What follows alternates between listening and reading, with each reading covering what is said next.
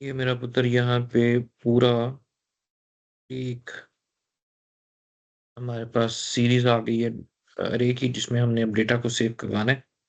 और let's say कि इसमें जो डेटा आइटम अभी हमारे पास पड़े हुए हैं, वो कुछ यूँ हैं। यहाँ पड़ा हुआ है 8, यहाँ पड़ा हुआ है 4, यहाँ पड़ा हुआ है -2, यहाँ पड़ा हुआ है 11 और यहाँ पड़ा हुआ है -3।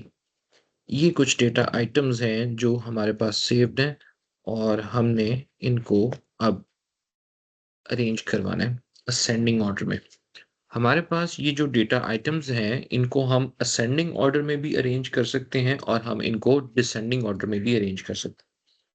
अभी हम इसको करने जा रहे हैं असेंडिंग ऑर्डर में arrange. After the arrangement of data, हमारा जो अरे का डेटा है वो कुछ यूँ होना चाहिए कि सबसे पहले -3 आए, फिर हमारे पास -2 आए, फिर हमारे पास 4 होगा, फिर 8 होगा, फिर 11 आएगा। अब इसमें सबसे पहली चीज़ यू नीड टू लर्न कि हमने मेमोरी लोकेशंस को स्वैप किस तरह से करना है।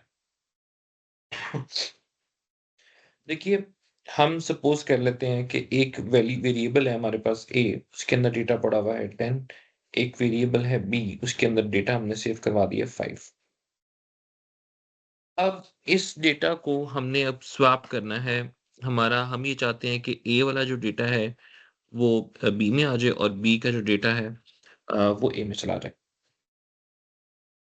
अभी इनको करने के लिए हम यहाँ पे एक जो टेम्प मेमोरी लोकेशन है, इसको हम यूज़ करेंगे और जो ए है वो मैंने टेम्प में सेव करवा लिया पहले।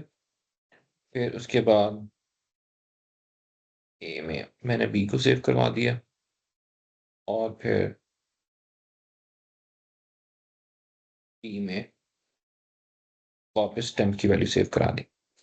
अब आप देखिए, अगर हम इसको ड्राई रन करें तो यहाँ पे हमारे पास डेटा क्या पड़ा हुआ है? टेम्प में डेटा क्या आया होगा हमारे पास?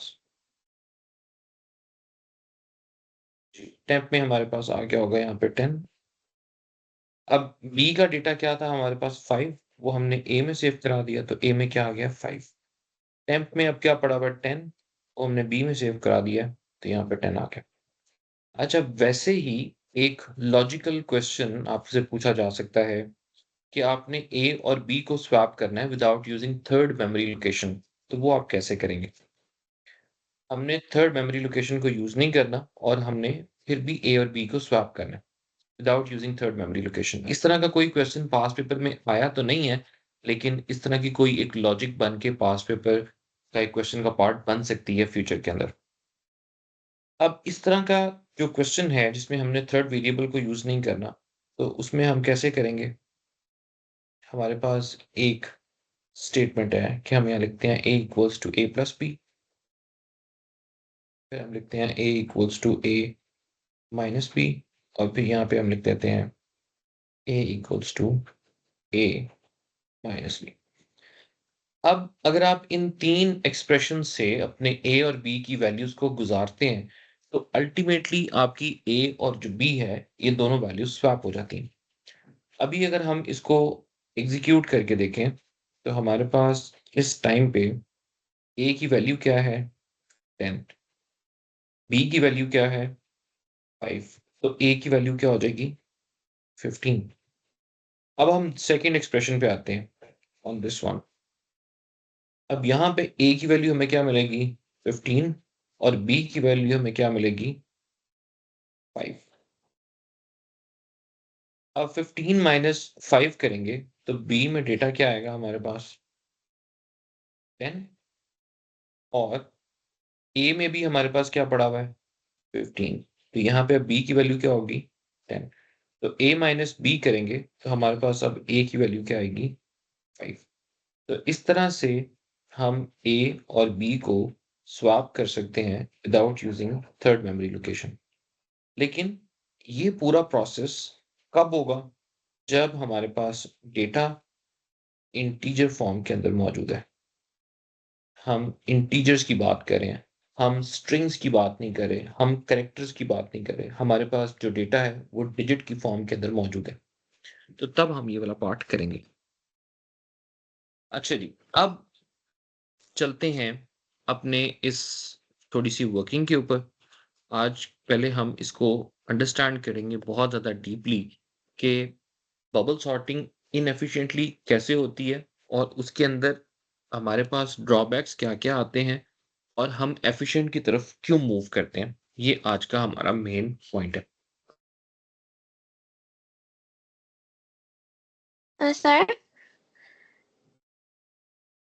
जी बेटे। सर डेटा हमेशा इंटीजर फॉर्म में आया करेगा।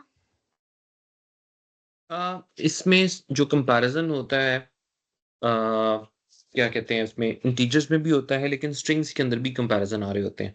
नेम्स का जो डेटा टाइप है हमारे पास स्ट्रिंग की अल्फ़ाबेट्स उसको भी हम कंपेयर कर रहे होते हैं। ओके सर सही।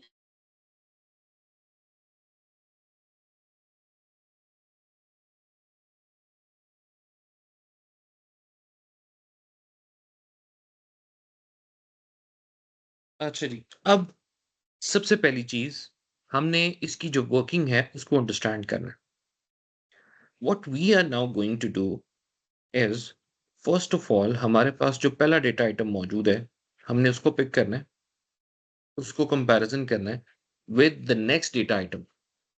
जो नेक्स्ट लोकेशन के ऊपर हमारे पास डेटा आइटम पड़ा हुआ है, हमने उसके साथ उसको कंपेयर करना है। क्या 8 ग्रेटर देन 4 है? Yes, condition is true. Condition true है तो हम इन दोनों को स्वैप कर देंगे। स्वैप करेंगे तो यू विल हैव 4, 8 -2, 11 और फिर -3। फिर उसके बाद हम फर्दर जो 2 डेटा आइटम्स हमारे पास मौजूद हैं, उनको कंपेयर करेंगे। अब यहाँ पे हमारे पास जो कंपैरिज़न होगा, दैट कंपैरिज़न विल बी कि क्या 8 ग्रेटर देन -2 है? Yes, condition is true. तो हम इसको स्वैप करेंगे। You will have 4 -2, 8, 11 -3। फिर उसके बाद इसको पिक करेंगे, उसके नेक्स्ट डेटा आइटम के साथ कंपेयर करेंगे। क्या 8 अब हमारे पास ग्रेटर देन 11 है? No, the condition is false. अब अगर कंडीशन फॉल्स है, तो वो जो डेटा आइटम्स हैं, वो आपके पास एज़ इट इज़ पड़े रहेंगे, उसमें हम उसको स्वैप नहीं करेंगे। फिर उसके बाद -3 और फिर उसके बाद अब हम 11 को पिक करेंगे और उसके नेक्स्ट डेटा आइटम के साथ कंपेयर करेंगे। अब हम इसमें अगर देखें, तो क्या 11 ग्रेटर देन -3 है? Yes, condition is true. तो हम इनको भी स्वैप करेंगे और हमारे पास आएगा 4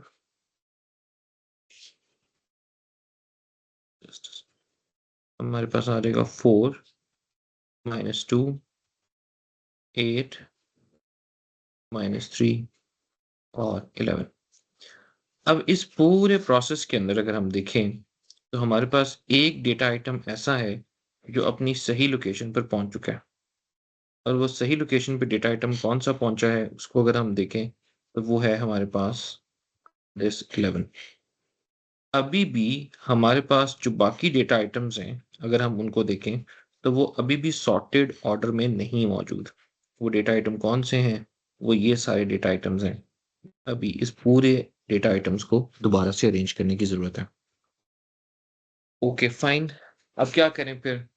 वो कहता है अच्छा जी यहाँ तक आप आ गए हैं ना, तो अब इसका आपने ये करना है कि आपने इसको शुरू से दोबारा से कंपैरिज़न करना है from the starting of the अरे और फिर अब आपने इसको कंपेयर करते जाना है।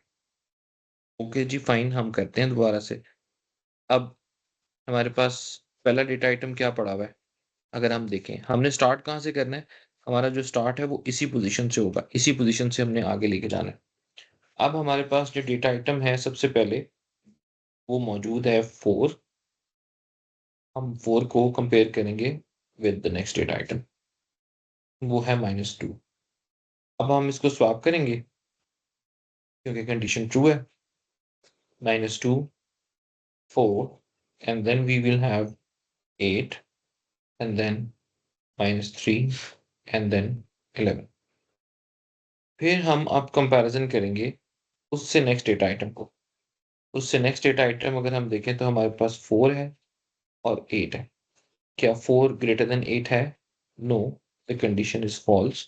कंडीशन फॉल्स है तो -2, 4, 8, -3 और 11। फिर हम कंपैरिजन करेंगे 8 को उससे नेक्स्ट लोकेशन के साथ। क्या अब हमारे पास 8 ग्रेटर देन -3 है? Yes, condition is true. तो यू विल हैव -2, 4, -3, 8 एंड 11। और फिर उसके बाद हम अब कंपैरिजन करेंगे 8 को और 11 को। तो क्या 8 ग्रेटर देन 11 है? तो अगर आप देखें तो ये कंडीशन फॉल्स है। तो -2, 4, -3, 8 एंड 11। तो अब अगर आप देखें तो 2 डेटा आइटम्स अपनी सही लोकेशन के ऊपर आ चुके हैं, लेकिन अगर हम बाकी डेटा आइटम्स को देखते हैं तो अभी भी वो अनसॉर्टेड है। इसका मतलब अब यही जो प्रोसेस अभी यहाँ तक आपने किया है, वो आपने दोबारा से करना है। अब इस प्रोसेस को दोबारा रिपीट करना है, तो यही प्रोसेस दोबारा चलता जाएगा। बजाय इसके कि हम इसको दोबारा लिखें, हम इसके लिए अब कुछ कोड लिखते हैं, ताकि हमें पहले ये पता चले कि ये जो हमने स्वैपिंग की है, इसके अंदर हमें कोड क्या रिक्वायर्ड होगा डेटा को स्वैप करने के लिए। अब इसके लिए मैं यहाँ पे नीचे लेफ्ट साइड के ऊपर इसका कोड मेंशन करता हूँ, ताकि हम इसको अंडरस्टैंड कर सकें with iteration, with program code, कि हमारा ये कोड कैसे एग्जीक्यूट हो रहा है।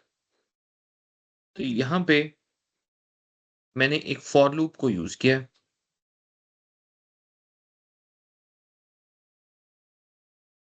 जी, हम यहाँ पे एक फॉर लूप को यूज़ कर रहे हैं। मैं यहाँ पे कह रहा हूँ फॉर x 1, 2, 4। हमारे पास टोटल लोकेशंस कितनी है बेटे? 5 लोकेशंस अवेलेबल हैं। हमने अपना लूप स्टार्ट कहाँ से किया? 1 से, और इसको मैंने चलाया 4 तक। अब मैंने 4 तक क्यों चलाया? मैंने इसको 5 तक क्यों नहीं चलाया? उसकी एक रीज़न है। वो रीज़न क्या है? वो अभी हम एक स्टेटमेंट लिखते हैं, उस स्टेटमेंट के अंदर वो सारी रीज़न हमें क्लियर हो जाएगी। देखिए बेटे, हम सबसे पहले कंपैरिजन करने जा रहे हैं कि डेटा x यानी डेटा 1 पे जो डेटा आइटम पड़ा हुआ है, क्या वो ग्रेटर है डेटा x प्लस 1 से? अब x प्लस 1 क्या है? अब यहाँ पे आपने एक चीज बहुत ध्यान से अंडरस्टैंड करनी है। देखो मेरा बेटा, जब लिखा हो ना अरे का नाम और ब्रैकेट में लिखा हो उसकी इंडेक्स वैल्यू को, तो इसका मतलब ये है कि हम इसके अंदर जो पड़ा हुआ डेटा है हम उसकी बात कर रहे हैं। जैसे मैं यहाँ पे 8 को हाईलाइट कर रहा हूँ रेड से। हम्म, हम इसकी बात करें कि हमारे पास अरे का नाम क्या है? डेटा। और हमारे पास उसका इंडेक्स वैल्यू क्या आ रही है? 1। और वहां पे डेटा आइटम आपके पास क्या पड़ा हुआ है? 8। ठीक हो गया? अच्छा जी। फिर इसके बाद अगर हम यहाँ लिखते हैं, जैसे यहाँ पे हमने लिखा है कि data x plus 1। Data x plus 1 का मतलब ये है कि यहाँ पे अब इंडेक्स 2 की बात हो रही है। इंडेक्स 2 पे डेटा कौन सा पड़ा हुआ है? अगर आप इंडेक्स 2 पे जाएं तो इंडेक्स 2 पे आपके पास डेटा आइटम 4 पड़ा हुआ है। अरे का नाम है डेटा और इंडेक्स है हमारे पास 2। अक्सर मैंने ये देखा है कि बच्चे इसमें थोड़ा-सा कन्फ्यूज़ हो जाते हैं। वो ये देखते हैं कि हमारे पास डेटा 1 लिखा हुआ है, इसका मतलब डेटा में 1 सेव कराना है। नहीं, डेटा 1 का मतलब है कि we are talking about the first data element stored at that index. और डेटा 2 का मतलब है कि we are talking about the second data element stored in that array. तो इस चीज को आपने ख्याल रखना है। और इसमें x+1 करने का हरगिज मतलब ये नहीं है कि उस लोकेशन पे जो डेटा पड़ा है उसमें आप +1 कर दें, ऐसा बिल्कुल भी नहीं करना आपने। तो जब लिखा हो डेटा x डेटा 1, तो इसका मतलब है कि we are talking about the first data.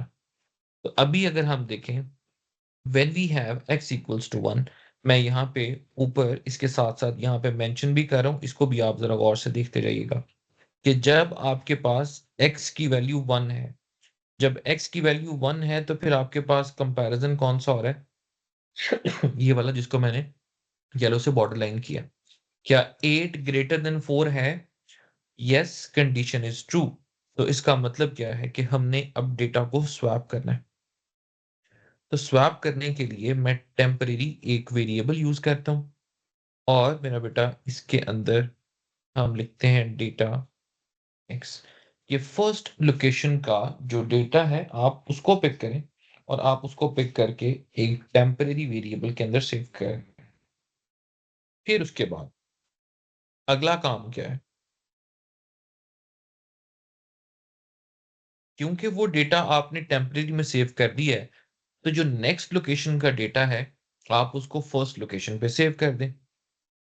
जैसे भी हमने बी वाला डेटा ए में सेव किया था, जस्ट लाइक दिस वन, कि पहले हमने ए को उठाया, टेम्प के अंदर सेव किया, और फिर बी को उठा के हमने ए में सेव कर दिया, बिकॉज ए हमने ऑलरेडी टेम्परेरी के अंदर सेव कर लिया था। फिर उसके बाद डेटा एक्स +1, और फिर सेकेंड लोकेशन के अंदर जो टेम्प का डेटा पड़ा हुआ है हमने उसको सेव करवा दिया। उसके बाद हम यहाँ पे इसको एंड इफ कर रहे हैं, और एंड इफ करने के बाद हमने यहाँ पे अपना जो लूप है वो भी एंड कर दिया। अब हम बात करते हैं कि सर हमने इसको 4 क्यों लिया, हमने इसको 5 क्यों नहीं लिया। देखिए बेटे, जब हम कंपैरिजन कर रहे हैं अभी, तो अभी कंपैरिजन किस किस लोकेशन का हुआ है। If you look at the array, तो हमने फर्स्ट 2 मेमोरी लोकेशन का कंपैरिजन किया। जब फिर हम आगे आएंगे, when we have now x equals to 2, जब हमारा जो लूप है वो मूव करेगा और मूव करके वापस इधर आएगा, तो x की वैल्यू क्या हो जाएगी 2। तो जब x की वैल्यू हमारे पास अब 2 आ रही है, तो अब कंपैरिजन कौन सा हो रहा है, व्हेन x इक्वल्स टू 2, तो फिर हमारे पास अब कंपैरिजन ये हो रहा है। कंपैरिजन में क्या आ रहा है कि सेकंड लोकेशन को आपने थर्ड लोकेशन के साथ चेक करना है, और फिर उसके बाद जब हमारे पास x की वैल्यू 3 होगी, तो फिर कंपैरिजन कौन सा आएगा हमारे पास, दिस वन कंपैरिजन, ये वाला आएगा जिसमें वो कंडीशन फॉल्स हो गई थी। और फिर उसके बाद जब x की वैल्यू हमारे पास 4 होगी, तो फिर कंपैरिजन हमारे पास ये वाला आएगा, जिसके बाद ये एक अरे फॉर्म हो जाएगी हमारे पास। अच्छा मेरा बेटा, इसमें अगर आप थोड़ा सा गौर करें, तो अभी हमने लूप कहाँ तक चलाया, 4 तक। पहले हमने 1 2 का कंपैरिजन किया, फिर 2 3 का किया, फिर 3 4 का किया, फिर 4 5 का हो गया।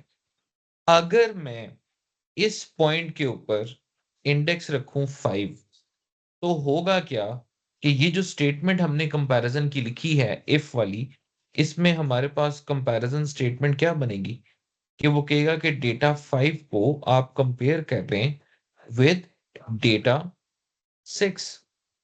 तो क्या आपके पास अरे में 6th इंडेक्स मौजूद है? तो अगर आप उसको चेक करें तो आपके पास वो नहीं है। तो आपके पास 6 इंडेक्स जो है वो तो मौजूद ही नहीं है इसमें। तो जब 6 इंडेक्स उसमें मौजूद ही नहीं है और आप उसको एक्सेस करने की कोशिश करेंगे, तो उसमें एक रन टाइम एरर जनरेट करके देगा वो आपको। इसको हम क्या कहेंगे कि वो कहेगा कि ये रन टाइम एरर जनरेट हो रहा है, आप अरे का वो इंडेक्स यूज कर रहे हैं विच इज नॉट डिक्लेयर्ड।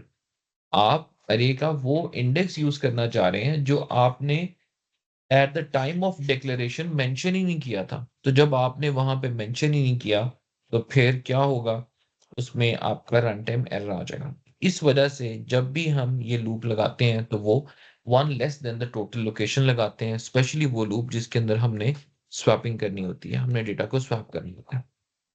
अब अगर आप ये देखें, तो ये वाला जो पूरा हमने सर्कल अभी चलाया है, ये जो पूरी आइट्रेशन हमारे सामने भी आई है, इस पूरी आइट्रेशन के अंदर आपने 1 से 4 तक लूप चला लिया, लेकिन आपका डेटा तो अभी सॉर्ट नहीं हुआ। आपके पास तो अभी ये वाला डेटा आइटम पड़े हुए हैं सारे, 4 -2 8 -3 और 11। अब इस पूरे प्रोसेस को, इसका मतलब है दोबारा से रिपीट करने की जरूरत है। तो मैं अभी इसके ऊपर एक इनएफिशिएंट, क्योंकि अभी हम इसकी कोड को देख रहे हैं, तो मैंने यहाँ पे एक लूप लगा दिया है कि भाई आप ऐसा करें, आप इसको 1 से लेके 5 तक चला दें। जो आउटर लूप है उसका काम सिर्फ ये होगा कि उसने इनर लूप को दोबारा से चलाना है, उसका कोई रोल नहीं है स्वैपिंग में। जो स्वैपिंग है वो कहाँ पे हो रही है, वो इस वाले लूप के अंदर हो रही है। इस चीज को आपने याद रखनी है। ये क्या कर रहा है, स्वैपिंग जो है वो इस वाले लूप के अंदर हो रही है, जो इनर लूप है। जो हमारे पास इनर लूप है उसके अंदर जो है वो हम स्वैपिंग कर रहे हैं। आउटर लूप का काम सिर्फ इनर लूप को दोबारा से रिपीट करना है। तो अभी अगर हम देखें यहाँ पे, तो हमारे पास सबसे पहले वैल्यू क्या होगी यहाँ पे, एक्स की वैल्यू अब यहाँ पे 1 से 4 तक चल गया है। फिर हम ये जो आउटर लूप के अंदर ये जो एंड फॉर मौजूद है, जब यहाँ से हम वापस इधर आएंगे, तो फिर अब y की वैल्यू दोबारा से इंक्रीज हो जाएगी। अब y हो जाएगा 2, और x जो है वो दोबारा 1 से लेके 4 तक चलता रहेगा। तो इस तरह से हम 1 बाय 1 इसका जो कंपैरिजन है वो परफॉर्म करते जाएंगे। और ये इनएफिशिएंट क्यों है, कैसे है, इसकी इनएफिशिएंसी को एक्सप्लेन करने के लिए मैं आपके सामने एक पास्ट पेपर का क्वेश्चन यहाँ पे लोड करता हूँ, और उसको फिर हम एग्जीक्यूट करके देखते हैं। इससे हमारे पास एक पास्ट पेपर का क्वेश्चन भी सॉल्व हो जाएगा, और फिर हमारा ये कॉन्सेप्ट भी क्लियर हो जाएगा। जी बेटे। मुझे आउटर लूप वाली बात समझ नहीं आई, आपने 5 तक आउटर लूप क्यों चलाया है? हमारे पास जो टोटल नंबर ऑफ लोकेशंस हैं वो कितनी है, वो 5 है। अब मुझे कुछ आइडिया समझ नहीं आ रहा कि भाई ये जो लूप है, इनसाइड द लूप ये वाला जो स्वैपिंग करवा रहा है, इसको कितनी दफा चलाएं तो हमारा जो डेटा है वो स्वैप हो जाएगा। हमें तो कोई आइडिया नहीं है। अभी अगर आप देखें तो आपको ये नजर आ रहा है कि जब एक दफा ये लूप चला था, 11 अपनी सही लोकेशन पे आ गया था, बाकी डेटा वैसे का वैसे ही पड़ा है। फिर जब दूसरी आइट्रेशन हमने चलाई, तो 8 भी अपनी सही लोकेशन पे आ गया है, 11 भी आ गया, बाकी वहीं का वहीं पड़ा है। तो इसका हमें ये थोड़ा सा एक रफ आइडिया हो रहा है कि आउटर लूप जब एक दफा चलता है, तो इनर लूप की सारी आइट्रेशन की हेल्प से कोई एक नंबर अरे में अपनी सही लोकेशन पर पहुंच जाता है। जैसे यहाँ पे 11 पहुंच गया, जैसे यहाँ पे 8 आ गया, और नेक्स्ट आइट्रेशन के अंदर हमारे पास 4 आ जाएगा।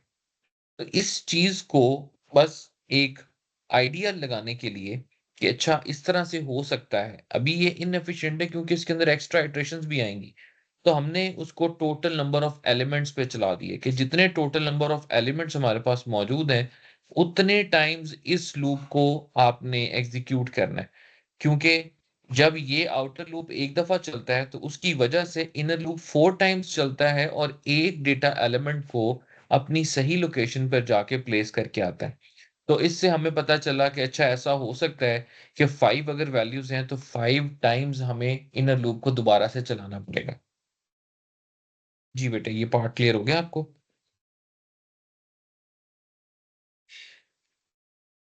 Yes Yes. सर। जी, किसी और का कोई क्वेश्चन है इससे रेलेवेंट तो आप पूछ सकते हैं। सर इसमें रन टाइम एरर फिर क्यों नहीं आ रहा अगर ये for y is equal to 1 to 5 आपने किया है? हाँ देखो बेटा, मैं स्वैपिंग के लिए कौन सा लूप यूज कर रहा हूँ। स्वैपिंग के लिए तो इनर लूप है, वो तो 4 तक चल रहा है।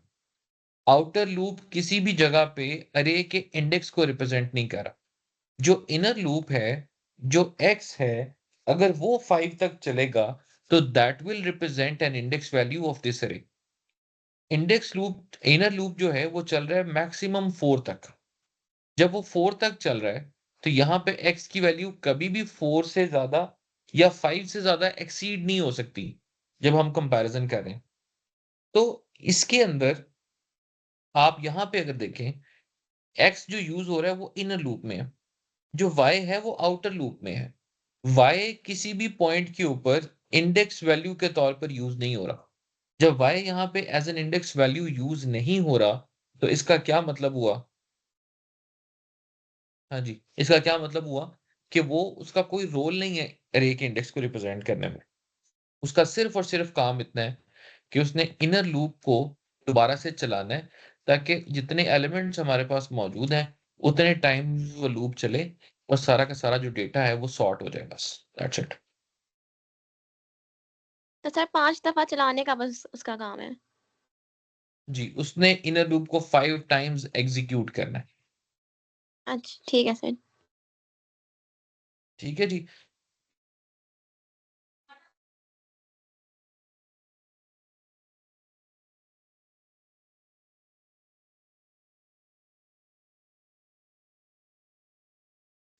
अच्छा बेटा ये देखिए, जाना अभी यहाँ पे एक क्वेश्चन मैं आपके सामने लोड करने लगा हूँ। अब इस क्वेश्चन के अंदर आपके बहुत सारे क्वेश्चंस आएंगे और फिर मैं उनको वन बाय वन लॉजिकली हम उसको आंसर करेंगे।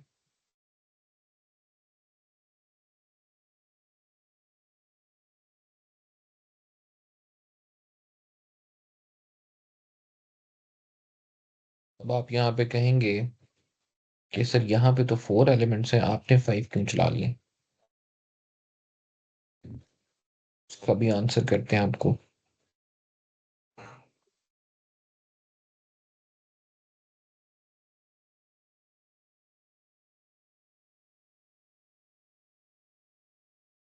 अच्छा जी, ये हमारे पास सबसे पहले तो पोर्शन आ गया ड्राई रन का कि हमने इसको ड्राई रन करना है।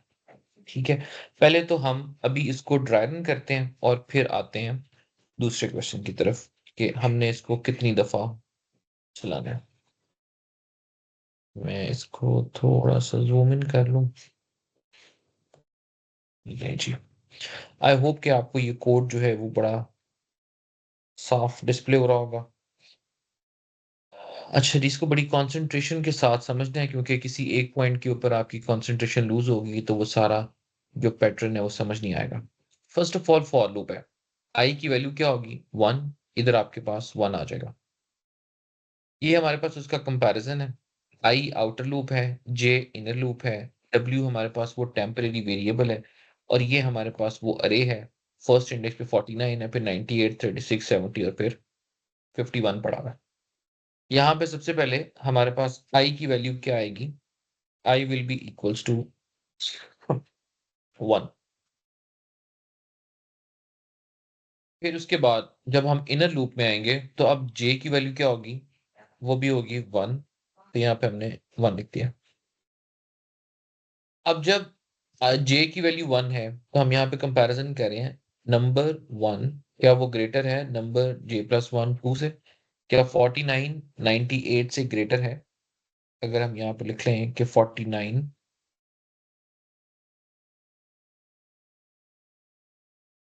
ग्रेटर देन 8 है कि नहीं, तो हमने पता चला कि नहीं है।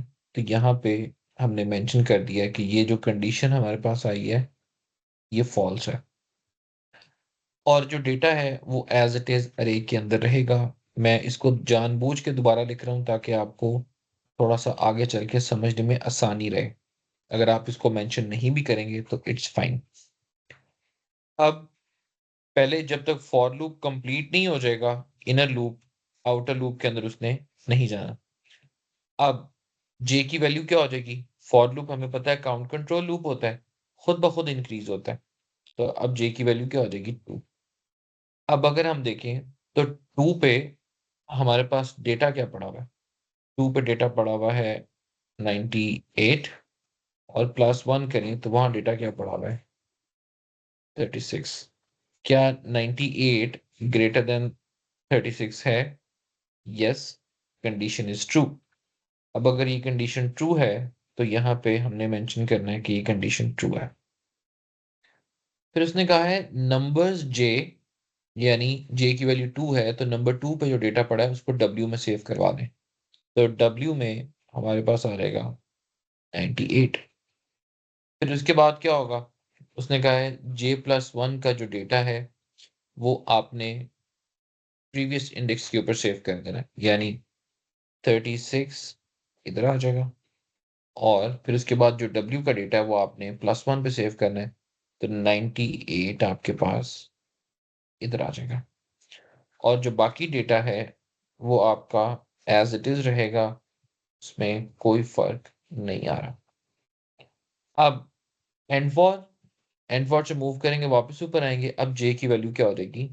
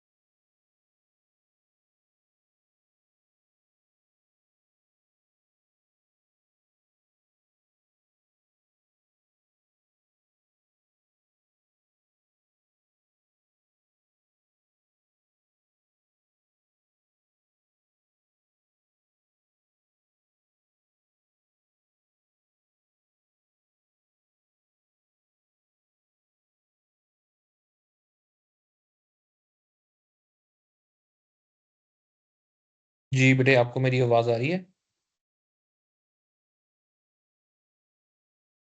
जी सर, अब आ रही है। अच्छा जी। अब हमारे पास जो थर्ड लोकेशन के ऊपर जो डेटा पड़ा हुआ है, अगर हम उसको कंपेयर करें, क्योंकि J की वैल्यू हमारे पास 3 है, तो 3 पे डेटा क्या पड़ा हुआ है? 98। अब हमने यहाँ पे 98 को कंपैरिजन करना है with the next data item, और वो डेटा आइटम हमारे पास क्या है? 70। क्या ये कंडीशन ट्रू है? Yes, condition is true again. तो यहाँ पे हम मेंशन करते हैं ट्रू। और उसने कहा है नंबर्स J यानी कि नंबर 3 का जो डेटा है वो W में रखना है, तो यहाँ 98 अगेन हमारे पास W में आ जाएगा।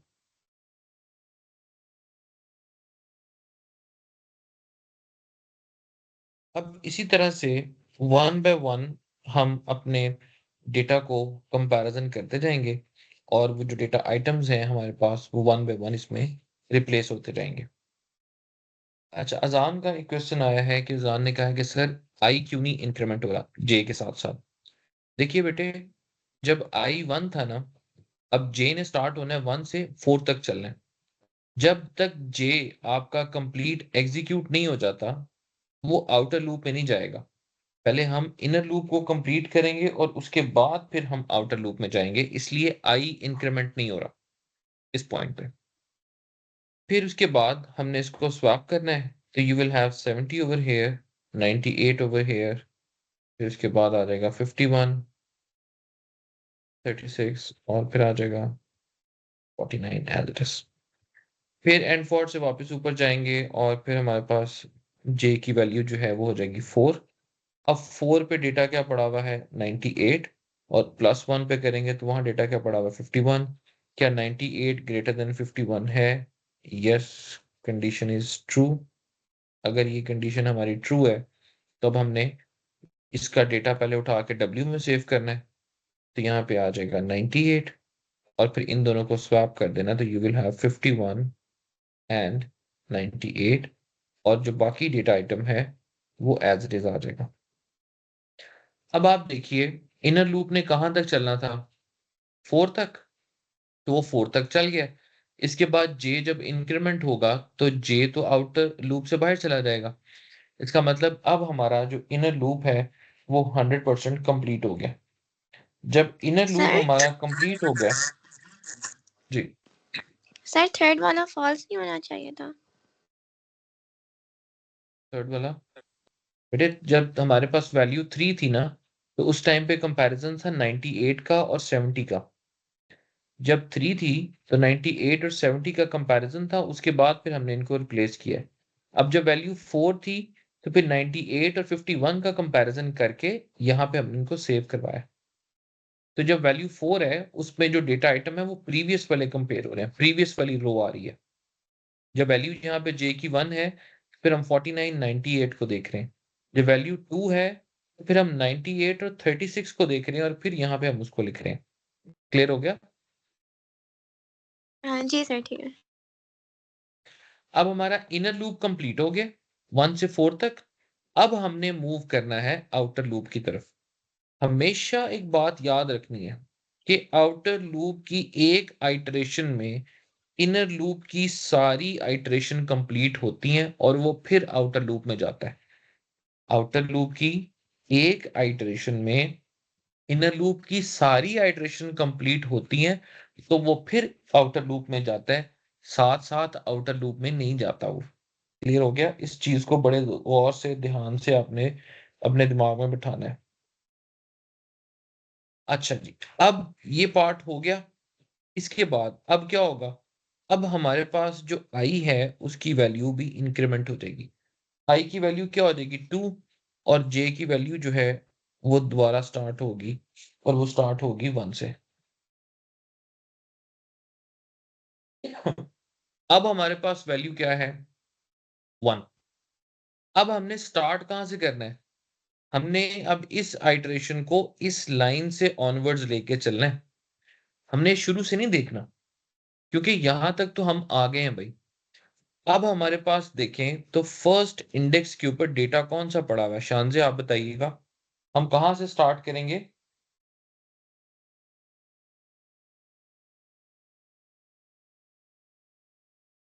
जी शानजे।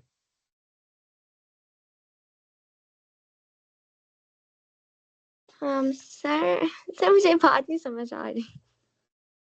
जी क्या नहीं समझ आई?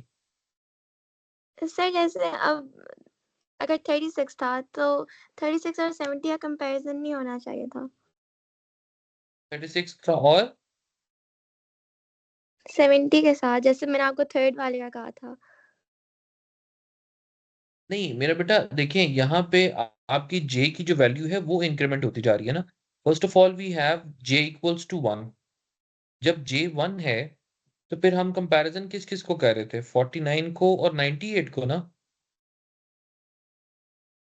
ये बात समझ आई यहाँ जी तक? सर, जी जी समझ आ गया।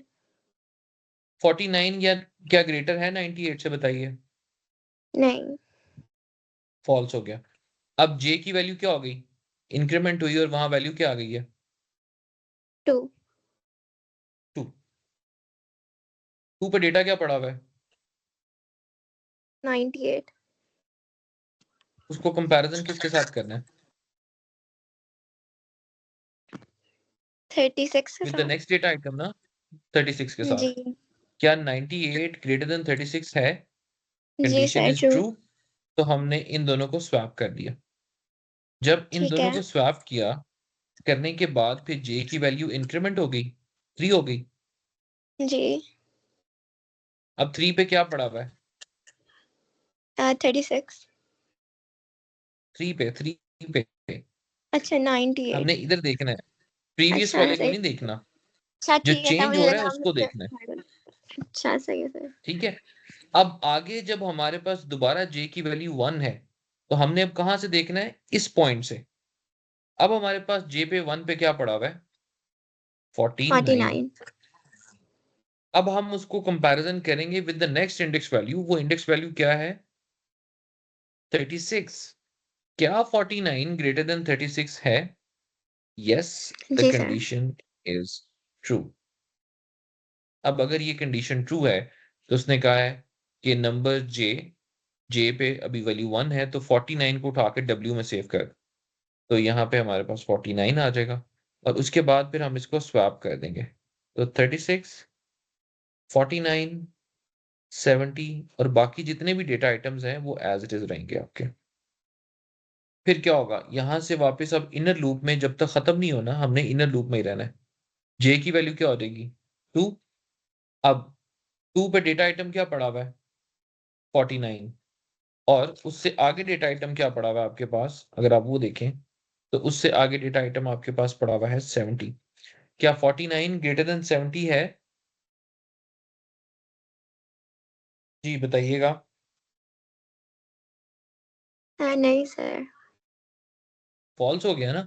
इसका मतलब अब हम यहाँ पे कुछ भी नहीं करेंगे, यहाँ पे हम सिंपल लिख देंगे फॉल्स और अरे हमारे पास एज इट इज रहेगी और उसके अंदर कोई भी चेंज नहीं आएगा। तो मैं इसको यहाँ पे मेंशन कर देता हूँ। फिर जे की वैल्यू इंक्रीमेंट होगी, J will be now equals to 3। अब 3 पे डेटा आइटम क्या पड़ा हुआ है 70, और उसको हम उसके नेक्स्ट इंडेक्स से कंपैरिजन करेंगे, क्या 70 ग्रेटर है 51 से, कंडीशन इज ट्रू। तो नंबर्स वाला जो डेटा है वो हम पहले W में सेव करवाएंगे। नंबर्स में क्या पड़ा हुआ है, नंबर J3 है ना, तो 70 आ जाएगा इधर, और इन दोनों को हम स्वैप कर देंगे तो हमारे पास आएगा 51, 70 और 98। अब अगर आप इस मोमेंट पे देखें, ये वो मोमेंट है हमारा जिस मोमेंट पे हमारी पूरी की पूरी जो अरे है वो सॉर्टेड ऑर्डर के अंदर आ चुकी है। देखिए, क्या हमारा सारा डेटा अरेंज हो गया यहां तक, बिल्कुल परफेक्टली असेंडिंग ऑर्डर के अंदर आ गया। लेकिन हमारा लूप अभी भी कहता है कि भाई स्टॉप नहीं होना, अभी आगे चलो। तो ठीक है जी, आगे चलते हैं अभी। और हमारे पास अब वैल्यू क्या होगी 4। अब 4 पे डेटा क्या पड़ा हुआ है 70, ये वाला, और उसको कंपेयर कर रहे हैं 98 के साथ, कंडीशन क्या हो जाएगी फॉल्स। अब इनर लूप कंप्लीट हो गया। अब हम यहां से मूव करेंगे और आउटर लूप में चले जाएंगे। Now you will have I equals to 3, और j की वैल्यू दोबारा क्या हो जाएगी 1। अब j की वैल्यू 1 है तो डेटा क्या है 36, कंपैरिजन करेंगे 2 के साथ, फॉल्स हो जाएगा फिर से। लेकिन हमने इस लूप को चलाना ही चलाना।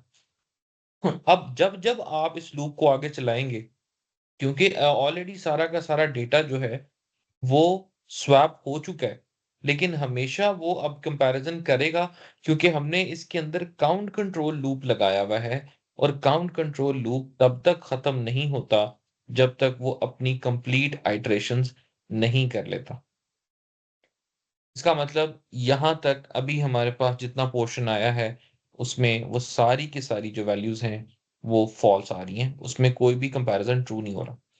फिर इनर लूप खत्म हुआ, फिर हम आउटर लूप में जाएंगे 4, और दोबारा से j की वैल्यू 1 होगी, फिर कंपैरिजन करेंगे, तो जितने भी कंपैरिजन दोबारा आएंगे इसके अंदर वो सारे के सारे फॉल्स रहेंगे। लेकिन इस पूरे क्वेश्चन के अंदर ये जो पूरा पैटर्न मैंने यहाँ पे मेंशन किया है दोबारा से, तो आपने इस लूप को जब चलाना है तो आपने I और J की वैल्यूज को मेंशन भी करना है, और ये जो मैं बार बार फॉल्स लिख रहा हूं, ये पूरे पोर्शन में आपने इस तरह से फॉल्स लिखना है लाजमी। अगर आप इसमें नहीं लिखेंगे तो आपका मार्क जो है वो डिडक्ट होगा। अब आप देखें इसका हमें नुकसान क्या हुआ है। अरे 7 आइटरेशंस के अंदर ही स्वैप हो चुकी थी, लेकिन क्योंकि हमने इसके अंदर एक इनएफिशिएंट बबल सॉर्टिंग की थी, एक काउंट कंट्रोल लूप के थ्रू हमने इसको किया हुआ था, तो वो अगेन एंड अगेन जितने टाइम्स हमारा लूप चलना है उतने टाइम्स ये उसको एग्जीक्यूट करता हुआ जा रहा है आगे। जी बेटे, अब बताइए यहां तक जो पार्ट मैंने एक्सप्लेन किया, क्या ये बात सबको समझ आ गई है?